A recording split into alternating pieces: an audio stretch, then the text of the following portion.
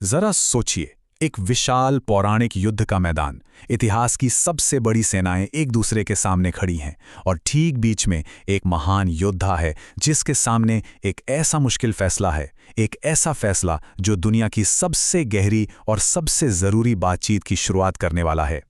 तो चलिए सीधे कहानी में चलते हैं। हम कुरुक्षेत्र के मैदान में हैं। यहाँ है महान योद्धा राजकुमार अर्जुन और उनके सारथी कोई और नहीं बल्कि स्वयं भगवान कृष्ण हैं। अर्जुन बस ये देखना चाहते हैं कि सामने कौन कौन है जिनसे उन्हें लड़ना है। और जैसे ही वो देखते हैं उनका दिल बैठ जाता है। अरे, सामने कोई अनजान दुश्मन नहीं बल्कि उनके अपने ही लोग खड़े हैं, उनके गुरु, उनके दादा, उनके चचेरे भाई। ये देखकर अर्जुन का शरीर कांपने लगता है और उनका वो महान धनुष गांडीव उनके हाथों से फिसल जाता है। वो कहते हैं, मैं युद्ध नहीं कर सकता।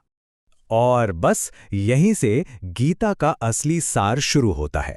अर्जुन ना एक बहुत ही गहरे इमोशनल और मॉरल संकट में फंस गए हैं। मतलब सोचिए, अगर वो लड़ते हैं तो अपने ही लोगों को मारेंगे, और अगर नहीं लड़ते तो एक योद्धा होने का अपना धर्म, अपनी ड्यूटी नहीं निभा पाएंगे। ये एक ऐसी डिलेमा है, एक ऐसी दुविधा है जो कहीं ना कहीं हम सब अपनी जिंदगी में महसूस करते हैं, है ना? तो अर्जुन के इस गहरे संकट के जवाब में कृष्ण अपनी पहली और सबसे बुनियादी शिक्षा देते हैं। ये शिक्षा जीवन और मृत्यु की असलियत के बारे में है। कृष्ण इसे बहुत ही सरल तरीके से समझाते हैं। वो कहते हैं, अर्जुन, तुम जिस चीज के खत्म होने से डर रहे हो, मतलब ये शरीर, वो तो बस कपड़ों की तरह है। जो असली मैं है यानी आत्मा, वो तो अमर है, वो कभी नहीं मरती। वो तो बस पुराने शरीर को छोड़कर नए शरीर में चली जाती है। और ये बात और भी गहरी हो जाती है। कृष्ण जोर देकर कहते हैं कि आत्मा को कोई भी भौतिक चीज, कोई भी शक्ति छू नहीं सकती। तो असल में अर्जुन जिन्हें मारने से डर रहे हैं वो तो सिर्फ बाहरी शरीर है, असली तत्व नहीं। तो देखिए, एक तरफ है हमारा शरीर जो टेम्पररी है, बदलता रहता है और एक दिन नष्ट हो जाता है, और दूसरी तरफ है आत्मा जो हमेशा से है, हमेशा रहेगी, कभी नहीं बदलती और जिसे कोई नष्ट नहीं कर सकता। ये फर्क समझना ही आगे की सारी बातों को समझने की चाबी है। ठीक है, तो अगर आत्मा अमर है तो फिर इस दुनिया में हमें काम कैसे करना चाहिए? अर्जुन का अगला सवाल यही था। चलिए देखते हैं कि कृष्ण इसका क्या जवाब देते हैं। यहां कृष्ण एक बहुत ही प्रैक्टिकल फिलॉसफी सामने रखते हैं, कर्मयोग। इसका सीधा सा मतलब है, अपना काम करो, अपनी जिम्मेदारी निभाओ, लेकिन उसके नतीजे से मत जुड़ो। मतलब काम इसलिए मत करो कि सफलता मिलेगी, या इस डर से मत रोको कि कहीं असफलता ना मिल जाए।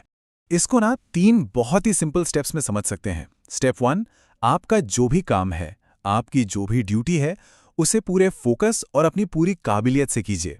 स्टेप 2, उस काम के नतीजे से खुद को जोड़िए मत। याद रखिए, आपका कंट्रोल सिर्फ अपने कर्म पर है, फल पर नहीं। और फाइनली स्टेप 3, जब आप ऐसा कर पाते हैं ना, तो आपको एक ऐसी अंदरूनी शांति मिलती है जो बाहर क्या हो रहा है इस पे डिपेंड नहीं करती। तो इस तरह से जीने का, इस ज्ञान को अपनाने का नतीजा क्या होता है? इसका लक्ष्य है मन और भावनाओं की एक ऐसी मजबूत और साफ अवस्था पाना जो कभी डगमगाए नहीं। इसके लिए कृष्ण कछुए का एक बहुत ही शानदार उदाहरण देते हैं। वो कहते हैं, जैसे कछुआ किसी भी खतरे को देखकर अपने हाथ पैर अपनी ढाल के अंदर खींच लेता है, ठीक वैसे ही जिसका मन स्थिर है वो बाहरी दुनिया की उथल पुथल के बीच भी अपनी इंद्रियों को काबू में रखकर शांत रह सकता है। तो ऐसा इंसान होता कैसा है? कृष्ण बताते हैं कि वो इच्छाओं और लगाव से आजाद होता है। उसे न तो खुशी बहुत उत्साहित करती है और न ही दुख उसे हिला पाता है। उसकी इंद्रियां उसके काबू में होती हैं, वो अपनी इंद्रियों के काबू में नहीं होता। सीधे शब्दों में कहें तो वो अंदर से पूरी तरह शांत होता है। तो ये थी अर्जुन की यात्रा, जो गहरे कन्फ्यूजन और निराशा से शुरू हुई थी और ज्ञान और कर्म की एक साफ समझ पर आकर खत्म हुई। चलिए इस पूरी यात्रा को एक बार फिर से देखते हैं। प्रॉब्लम क्या थी? एक ऐसी दुविधा जिसने अर्जुन को जैसे पैरालाइज कर दिया था। समाधान क्या मिला? ये समझना कि आत्मा अमर है। तरीका क्या था? कर्मयोग, यानी बिना फल की चिंता किए अपना काम करना। और नतीजा? एक शांत और स्थिर मन और अपने लक्ष्य को लेकर पूरी तरह से क्लैरिटी। और यही बात हमें आज के आखिरी सवाल पर ले आती है। हजारों साल पुराना ये ज्ञान आज भी उतना ही रिलेवेंट है। हमारे अपने कुरुक्षेत्र कौन से हैं? ये हमारे ऑफिस का प्रेशर हो सकता है, रिश्तों की उलझनें हो सकती हैं, या हमारे अपने मन के अंदर की लड़ाई हो सकती है। गीता का संदेश हमें इन सभी लड़ाइयों का सामना शांत और स्थिर मन से करने का रास्ता दिखाता है।